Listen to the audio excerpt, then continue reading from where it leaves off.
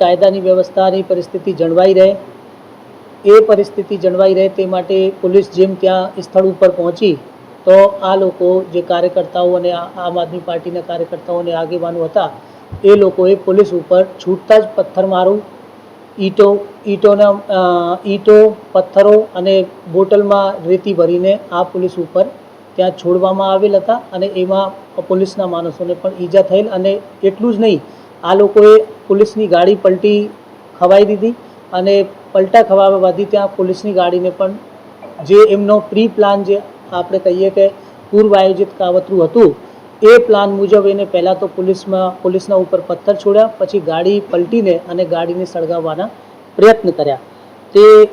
એવી જે પરિસ્થિતિ બની ત્યાર પછી પોલીસે પણ જરૂરી બલ પ્રયોગ કરીને ત્યાંથી આ ટોળાને વિખેરવામાં આવેલ અને એના પછી અમુક માણસોને ત્યાંથી ડિટેન પણ કરી લેવામાં આવેલ. પછી અમે આ જે બનાવ બન્યું એ વિશે એક FIR દાખલ થઈ છે. પોલીસ ઉપર જીવડેલ હુમલો થયું છે અને આ ગેરકાયદેસર મંડળી રચી એવા ગુના અહીંયા પાળિયાદ પોલીસ સ્ટેશનમાં દાખલ કરવામાં આવેલ છે. અને આમાં ટોટલ અત્યાર સુધી આપણે પોલીસની FIRમાં 85 માણસો વિરુદ્ધ આપણે FIR દાખલ કરી છે, જેમાંથી લગભગ 65 ઈસમોને આપણે તે વખતે જ્યારે પોલીસ ગઈ હતી અને પોલીસ ઉપર જે હુમલા થયો ત્યાર પછી પોલીસે 65 જેટલા લોકોને રાઉન્ડ અપ કર્યા છે અને અત્યારે એ લોકોને ડિટેન કરવામાં આવેલ છે અને હાલ આગળની તપાસ ચાલુ છે. આમાં આપણે કહી શકીએ કે મુખ્ય સૂત્રધાર જે પહેલાંથી જ એ લોકો સોશિયલ મીડિયા મારફતે અને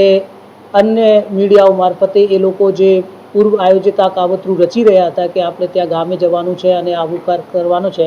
આમાં રાજુ કરપડા અને પ્રવીણ રામ અને બીજા અન્ય માણસો જે છે એમાં મુખ્ય જે આયોજક. આમાં આપણે BNSની અમુક જે અટેમ્પ્ટ ટુ મર્ડરની કલમો છે, રાઇટિંગની કલમો છે અને જે કાવતરુંની કલમો છે એ લગાવવામાં આવે છે. વાહનો અમુક કબજા કરવામાં આવેલ છે, લગભગ 50 જેટલા વાહનો પણ કબજા કરવામાં આવેલ છે, જે એ વાહનોનો ઉપયોગ કરીને એ લોકો ગામમાં ઘૂસી ગયા હતા. પોલીસના 2 વાહનોમાં નુકસાન આવેલ છે અને 5 પોલીસવાળાઓને ઈજા પણ થયેલ છે, જેમાં 2ને ગંભીર એટલે માથામાં ઈજા થઈ છે. હાલની પરિસ્થિતિ શાંતિ છે અને એ જે હળદર ગામના લોકો છે એ આમાં મુખ્ય વસ્તુ એ છે કે ગામના માણસો કોઈ પણ નહોતા.